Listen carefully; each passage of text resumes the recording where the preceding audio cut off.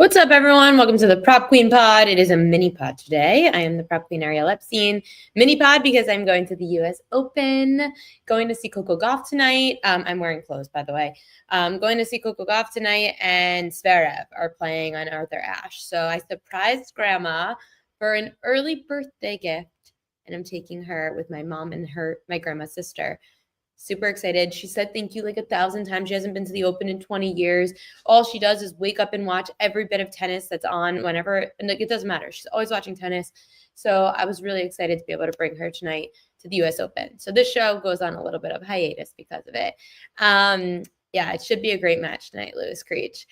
We've got Prop Queen Edges. It's a mini pod, so go until about 2:30 p.m. Eastern. And if you are late to this or miss any of this, everything's posted to the YouTube page at Prop Queen Sports. I also gave everything out in the newsletter this morning at propqueen.com. Going to give an afternoon newsletter for basic subscribers and premium subscribers as well. For the later slate, I'll add in a little WNBA, little matchups to watch. We'll get to that here on the show. So I've got hitter props, pitcher props, matchups to watch in Major League Baseball, and like one prop in the WNBA stood out to me, but nothing else really. And of course, we know the big story of the day is Tommy DeVito got dropped by the Giants. No, I'm just kidding. If you guys saw that, like this Taylor Swift Travis Kelce engagement, most of you are probably on the same page as me. This is why I honestly hate being a girl. My group chats are blowing up. People are so excited. Like the girls are so excited about this. The girls are like, oh my God, this made my whole day. Can't wait to find out like who did the ring, who's going to do the dress, who's going to, like what about, where's the wedding going to be? Is it going to be big? Like the royal wedding is going to be small. Like there's so many things going on in my group chats right now because I'm a girl. Then my boy chats are, I can't believe this is happening. All the chats with the guys, you've got to be kidding me. The guys are like, you can't believe, like, no, this is going to ruin football season. This was a this was perfect tactic by the PR team. Absolute perfect tactic. Because the Taylor Travis PR team now knows that we are going to show Taylor Swift in every freaking Chiefs game because she is his fiance.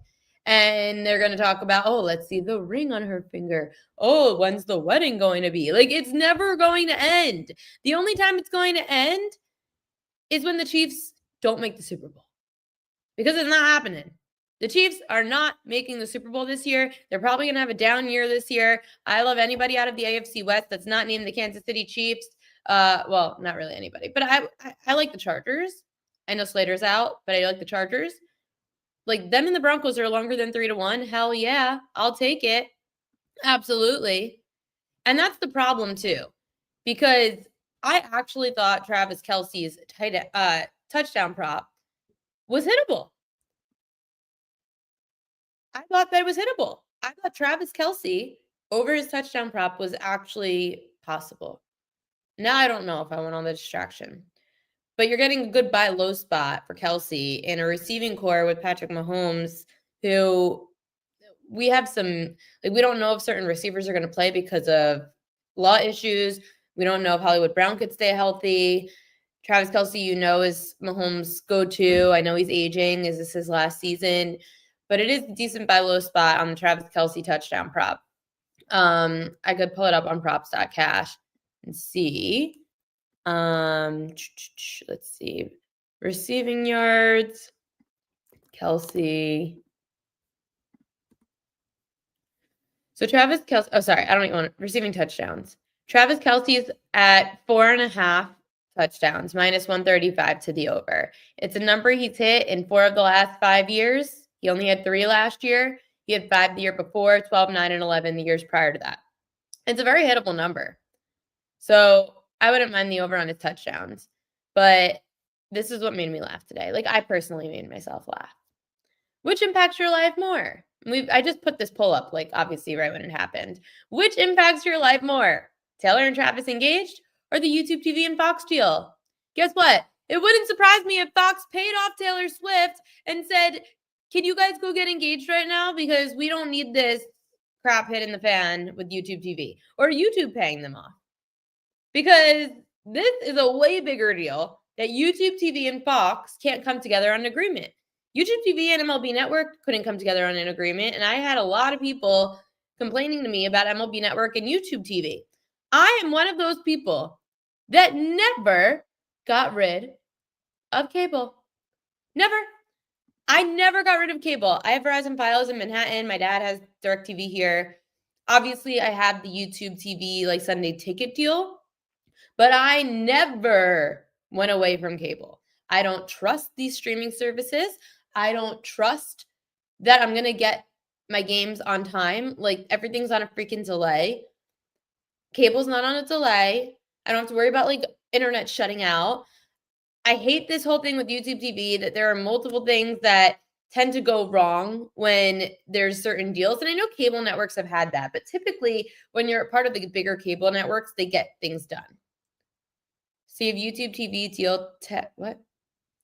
I have YouTube, no, I just have YouTube Sunday Ticket. I don't have YouTube TV. I just have the YouTube Sunday Ticket. That's it.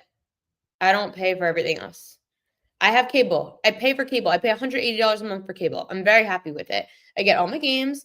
I don't have to worry. I don't have to worry about streaming. I don't have to worry about retyping in my freaking password. I turn on my TV and it's in. Even with the Yankees sometimes, like if I have to use my iPad to watch the game and have to like turn on, I have to go back into the Gotham app and you have to resubmit your ticket. I can get YouTube Sunday Ticket without YouTube TV, Sean. Yes, I can. I do. I get the Sunday Ticket package. And I don't get YouTube TV with it. They're separate packages. So that's what I did. So cable is great. And I would never go away from it. Because if you think, like, even just if you look at the sports books and you're watching like the sports books live, FanDuel, DraftKings, whatever, if you're looking at them live during a game, they are so ahead of cable already. Imagine streaming? Absolutely not. Absolutely not. So anyway, obviously, I don't have YouTube TV, but I do hope for their case and anyone that has it, which is a lot of my friends, that they get Fox, because that would be an absolute atrocity for football season. Taylor and Travis engaged? I literally don't care. I don't care. I care that it's going to be on my TV every freaking Chiefs game because we know they're all nationally televised. The Ravens and Chiefs are going to play too at Arrowhead. I'm upset. I wish it was home, but I'll be in Baltimore for Thanksgiving. My favorite game is, are the Yankees playing on Prime or Apple TV today? I know. Trust me, I know. Like when they're on, when I go to the Yes Network and it's not on, and I'm like, oh, it's a Prime game. It's just such an annoying game. Like, why do we have to put everything on different streaming services? Everything was really nice when it was just in one place. The only time it should be on a streaming service is when you're out of market. If you're out of market, like I understand you can't you could get Fox via their new Fox app. See, this is the problem. They're sending us to a million things. Football season, I like to be in one place. I like to know that I could have everything in one place. Now, what annoys me about the streaming is now I have to go from cable potentially, like let's say the Ravens are on cable for like America's Game of the Week or something at 4:00. But I want to watch all the other games on Sunday Ticket. So now I have to go from cable to like Sunday Ticket, and I can't flip-flop that on my screen. Whereas when DirecTV had Sunday Ticket, and we have DirecTV in my parents' house, I was able to go back and forth between DirecTV Sunday Ticket, DirecTV Red Zone, and then I was also able to go back and forth to the same games, all within the cable service. It made perfect sense. There was nothing I couldn't get on DirecTV. And now I have to tune into the Fox streaming app to then go to cable television, to then go to YouTube TV, to then go to Paramount, to then go to NBC Peacock.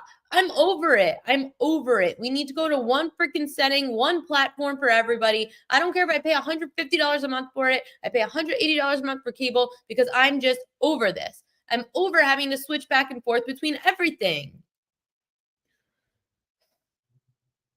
Baseball season's still here. And I do have prop queen edges of the day. Thanks, Joke Pills.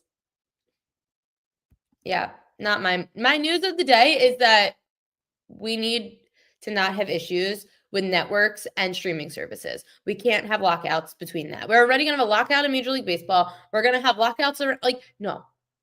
I can't deal with it. We need to make sure that all of our cable and all of our games and everything could be in one place and we don't have issues. We pay. We pay. What is outside? Okay. That probably annoyed me more than freaking Taylor and Travis. Gosh, I didn't realize I was that pissed off. Pitcher props for today. So we've got a lot of pitcher props that stood out to me. Yesterday wasn't the greatest day, so hopefully we turn things around today. Yankees are getting Mackenzie Gore. Oh, wow, that is bad. In the newsletter, I messed that up. Oops, that's a bad typo. Bad typo. I need to edit this post. In the newsletter, I wrote Yankees left-hander, but it's obviously not the Yankees left-hander. It is the Nationals left-hander, Mackenzie Gore. That is a big mess up by Ariel in the newsletter. This is why I need people to proofread me. And I'm usually pretty good, but sometimes I just get like way too caught up in my day and trying to get the newsletter out in the morning. Maybe it is foreshadowing something. Okay, I'm switching that right now before I forget. That is bad. Very, very bad. Washington left-hander, Mackenzie Gore. Okay, anyone who read the newsletter today, I sincerely apologize. I hope you know that I'm not that dumb because I am a Yankees fan and I know. What happens first? Kelce's get divorced or Ariel gets married? I probably get married first, let's be honest. 10 lines on point today. Taylor's divorce album's going to be amazing. You know, the problem is that I just don't think, like, I think Travis is really in love. Like, I don't know. I don't know if it's fake. Whatever. I'm over it. I'm not talking about them anymore. We've got pitcher props for today. So we are going to go with Mackenzie Gore over 4.5 hits allowed against the Yankees. Gore's gone over 4.5 hits allowed in 5 of 7 road games. He's allowing an average of just over 5 hits per start in those spots. And on 4 days rest, Gore's averaging 5.5 hits allowed. 4 of the 5 lefty starters to face the Yankees since the All-Star break allowed 5 or more hits. So Mackenzie Gore over 4.5 hits is minus 140 today. Toronto's righty Chris Bassett under 5.5 Ks is in plus money. So Bassett's gone under 5.5 Ks in 2 of 3 starts facing low K rate lineups. Righties, 39 overs, 62 unders on their K prop, averaging just over 4 strikeouts a game when facing Minnesota. And 6 of the last 10 right-handers to start against the Twins went under 5.5 Ks. So we're going under 5.5 Ks in plus money for Toronto's Chris Bassett. It does scare me a little bit to fade him at home, but here we go. Arizona's righty, Brandon Pfaadt, under 17.5 outs is plus 100. Pfaadt's gone under 17.5 outs in 8 of 12 road games. He's averaging just under 16 outs per start. The Brewers, they allow starters to go an average of 15 outs per game. And plus, 75% of the last 20 right-handers to face Milwaukee went under their outs prop. So we're going under in plus money, plus 100 for Brandon Pfaadt tonight. San Francisco's righty, Justin Verlander, under 4.5 Ks for him is at plus 110. It's the Cubs and the Giants, 9:45 p.m. Verlander's punched out under 4.5 batters in 3 of 4 starts against low K rate lineups. And the Cubs are a low K rate lineup. They average just over 4 strikeouts start against righties, 40 overs, 57 unders on their K prop against the Cubs. 7 of the last 10 right-handed starters went under 4.5 Ks facing Chicago. So under 4.5 Ks and plus money has good value on Justin Verlander tonight. Sorry, just trying to make sure I don't miss anything in the NFL. Dodgers lefty Clayton Kershaw, under 17.5 outs. Reds at Dodgers, 10:10 p.m. Eastern time. Kershaw's averaging 16 outs a start at home. On 4 days rest, Kershaw's gone under this in both his starts. The Dodgers bullpen's also rested. The Reds last starters to go about 15 outs a game. So I would be going with the under on outs for Kershaw, under on outs for Pfaadt today. Sorry, I'm reading the chat.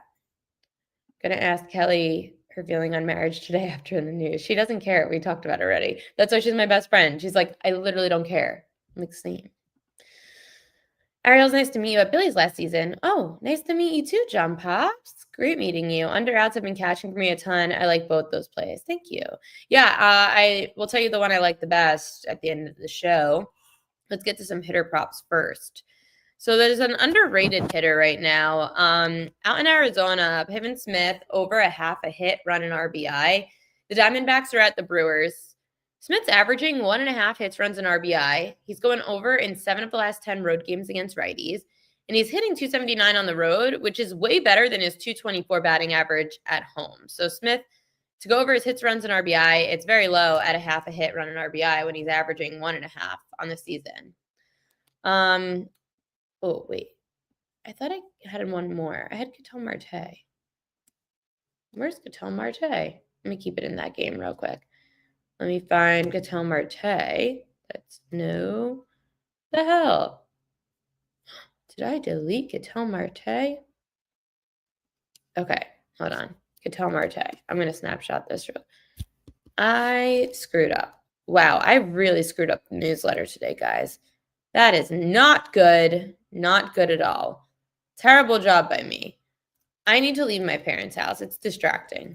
Very distracting spot. Ketel Marte, 2.7 hits on the road against righties. I'm going to just get this graphic for you guys real quick so that I can put it in the chat. And I need to put it in the newsletter because I keep messing this up. Ketel Marte has been doing really well lately, and he's also been hitting well on the road. Update web. Gosh, it is not my day. Hopefully it gets better. Ketel Marte for Arizona.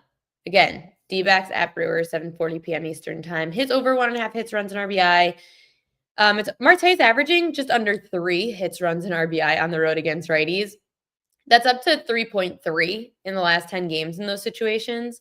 And on the road at night, Marte's gone over 1.5 hits, runs, and RBI in 61% of games in 14 of the last 20. He's hitting .422 in his career in Milwaukee. So if you want someone good too, Ketel Marte, good hitter prop tonight. Francisco Lindor, he also has good numbers. He's at home tonight against the lefty. So Lindor is getting the Phillies, 7:10 p.m. Eastern time. He's averaging 3 hits, runs, and RBI at home against lefties this year. Lindor's gone over 1.5 in 8 of his last 10 in those spots. He's hitting .307 at Citi Field and hitting .337 in the month of August. And then for Colorado, another underrated player named Kyle Karros, over his half a hit, run, and RBI. That game's 8:10 in Houston. Karros is averaging 2 hits, runs, and RBI through 8 road games against right-handers. It's why he's gone over a half a hit, run, and RBI in 6 of 8 games in those spots. Karros is hitting .333 on the road, .306 against right-handers, and he's only been up in the majors for like a few weeks. So he's somebody that I would take a look at tonight as well. I don't know what you guys are. Okay. How do you feel about the Mets tonight? Yankees, Mets, moneyline parlays plus 190. How do I feel about the Mets tonight? Let me look. I'm going to read to you guys too what MLB's breakdown of the game is. So MLB's breakdown of, I'll read you the breakdown of both. My breakdown is that I'm going to the U.S. Open tonight, and I can't wait to be stuck in all the traffic between the U.S. Open and the Mets. Only the Brewers have averaged more runs per game than the Mets in August. They're hitting .351 with runners in scoring position this month, second most behind Toronto. The Mets have won 5 of 7 against Philly. 2 more wins will secure the tiebreaker. The Mets have won 8 straight at Citi Field against the Phillies, including the 2024 postseason. They've only had 1 longer home streak against the Phillies, 10 straight in the 80s. Sean Manaea, his last 4 starts, 7.91 ERA. He's facing his former A's teammate, Jesus Luzardo. Luzardo shut down the Mets on June 22nd. He allowed just 3 hits over 6 2/3 scoreless innings. Luzardo's 4-1 with a .86 ERA over his last 5 starts against the Mets since 2023. Ooh, I'll tell you this. I don't trust Sean Manaea ever. So that's my thought on the Mets. I don't trust Sean Manaea. But the Phillies, let me look. Phillies against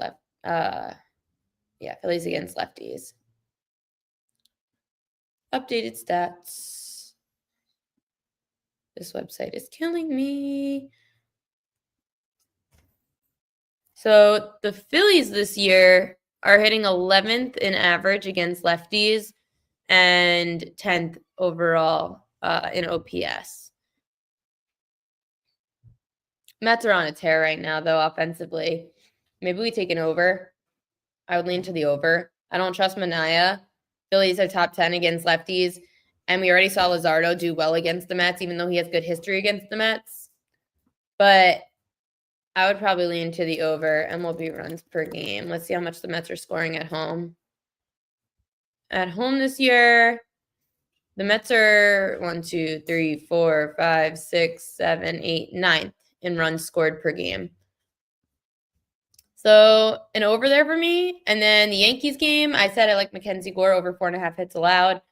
On the Yankee side, it's Schlittler who's pitching. Or no, Luis Hill, sorry. Luis Hill's pitching today. Since scoring 4 runs in 3 straight losses to the Red Sox, the Yankees have hammered 7 homers while scoring 17 runs in their last 2 games. Yankees are good against teams with losing records. They're 41-28 versus teams below 500, but 30-32 against teams that are 500 or better. Gore is 1-4 with a 7.88 ERA and 7 starts since the All-Star break. The Yankees lead the majors in OPS against left-handed pitching this season.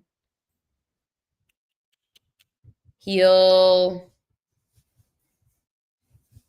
some command issues, walking a lot of batters. I don't trust the Nats. Yeah, sure. I mean, if you would like to do a Yankees-Mets parlay, but I think I lean more to the over in the Mets-Phillies game. And then, of course, the Yankees are minus 184, which is not of interest to me at all. But I would go Mackenzie Gore over on hits allowed, and I would go over potentially in the Mets-Phillies game. And then I also gave out the Francisco Lindor over hits, runs, and RBI prop. But yeah, I can't trust Sean Manaea. I just don't. Phillies got waxed yesterday. Okay, I had those hitter props. There was one WNBA prop that stood out to me tonight, and now I lost it. I think it was Alyssa Thomas. Let me double check. Oh. It was in the Suns-Sparks game. I mean, the Mercury. I keep doing that with Phoenix. The Mercury and Sparks game, Alyssa Thomas. Here, I'll share my screen. Share screen, props.cash. Okay. Props.cash. Let's talk a little WNBA tonight. So, Alyssa Thomas, I was looking at the Sparks, who are literally like the worst defense in the NBA, the WNBA, and they also allow a lot of assists. So, when looking at a team that allows a lot of assists and a lot of points, I'm looking at Alyssa Thomas, either points and assists or points. So props.cash actually likes her points the most to hit at like a 2-point difference or PRA. So her points is at 14.5 over minus 130. The Mercury are on the road, I'm pretty sure, against the Sparks, right? Yeah, they're on the road. So looking on the road for Phoenix, she's only hit this in 50% of games, but she's averaging, Alyssa Thomas, 16.3 points a game on the road. In the head-to-head, she just went over on May 21st, which scares me a little bit for points. PRA, oof. Look, points is better than PRA. Oh, wait, I need a way, though. Oh, that's annoying. She's the only player that really stood out to me today because of points and assists. Yeah, but other than that, I didn't really love much. Like the things I know, the Fever are really bad at rebounding. And I was looking at some rebound props, but nothing really stood out on props.cash for but I would go look at some Storm rebounders. So like Meg Begor, Seattle on the road. She goes under a lot. That's not good. Gabby Williams on the road. She does a bit better for rebounding. One day rest. Not great. So like nothing really stood out on props.cash. It was very sad. But I will say the one thing that stood out is by looking at Alyssa Thomas in that game for her assists. When you look down at like players and forwards in the last 20 or 10 games in, I think it was points and assists. Yeah, 75% of the last 10 forwards to face the Sparks went over their points and assist prop. So that kind of stood out for me when looking at Alyssa Thomas to go over her points and assist prop, because 75% of the last 10 forwards went over against them. Jeffrey Buffum says Natasha Howard under rebounds. Seattle is big. Indiana playing small right now with all their injuries. Correct. And they can't rebound. Like, Indiana sucks at rebounding. So any kind of rebounding that you could get on the Seattle side or unders on the Indiana side is good for me. And anything when it comes to fading the Sparks defense. Sparks defense is terrible. And they're really bad against like guards and assists. So look out for that. Anyway, I told you it's a mini pod today. So last segment, as always, our Royal Love.